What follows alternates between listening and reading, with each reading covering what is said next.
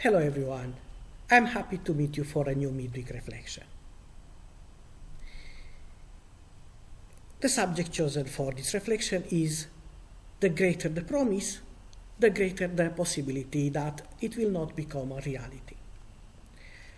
Without intention, when we read such a headline, we remember politicians and their promises in election campaign. It is true that if we make a little effort and analyze what they promise, we will quickly understand that, in fact, these promises are just a way to buy our vote, our goodwill to choose them as leaders. Again, it is true that the more informed the population, the better it understands that such promises are difficult to fulfill, or some even impossible. That is why such a population is harder to buy with promises. Such a population will choose someone with more realistic promises. I don't intend to continue with politics. I will stop here because I don't want to steal the bread of sociologists or political scientists. But I made this introduction because there is a parallel between what politicians do during the election period and what we do in our daily lives, or especially when we are in trouble. And we know how many promises we can make just to get what we ask for. And we do this not only when we pray to God, but also in our relationship. We promise the sea with the salt and the moon in the sky only to reach our goal. This is what we do when we make the decision to change our lives. We want to do heroic things, but when we start, we realize that it is something more difficult, and most of the time, we fail. The text we took as the basis of our reflection is a very short one. This is chapter 4, verses 38 and 39 of the Gospel according to Luke. The shorter the text, the more useful it is in helping us learn how to live. It is a story about Jesus visiting Simon's house. Simon's mother-in-law is ill. To better understand the situation, we must consider what was the role of the oldest woman in the house. She was like a queen. Nothing moves without her consent. She is the one who decides how to treat the guests. It is her duty of honor. The other woman, the youngest one, just was helping her.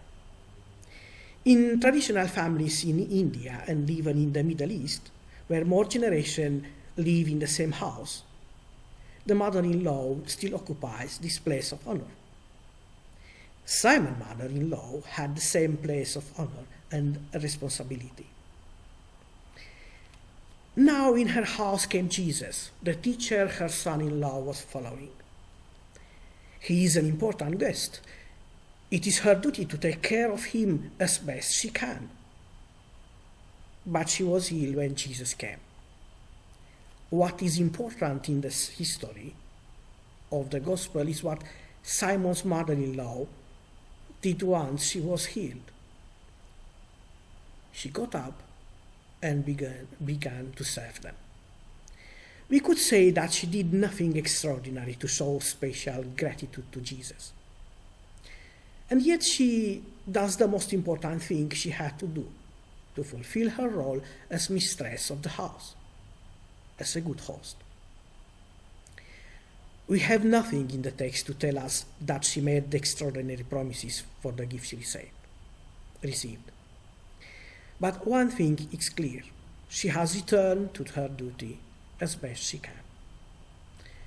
Apparently, there is nothing great in this.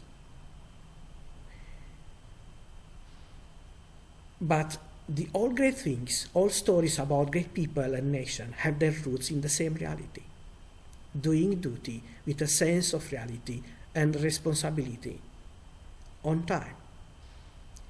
In the text we have no words to lead us to the idea of promise. It's just a desire to be able to do the duty. It is the same thing in our lives. Promises are useless if they have nothing in common with the awareness that we must do our duty. And we are called to do it in any situation.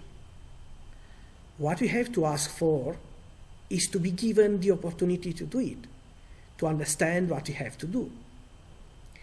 In this situation, our decision, our promises will not be without realism.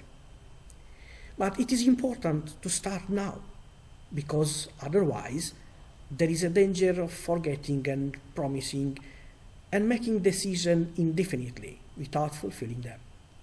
Simon's mother-in-law got up and began to serve them. Not another time, but right then. Decision and promises begin to be fulfilled now, not tomorrow, not sometime. Thank you very much for your time, and God bless us all.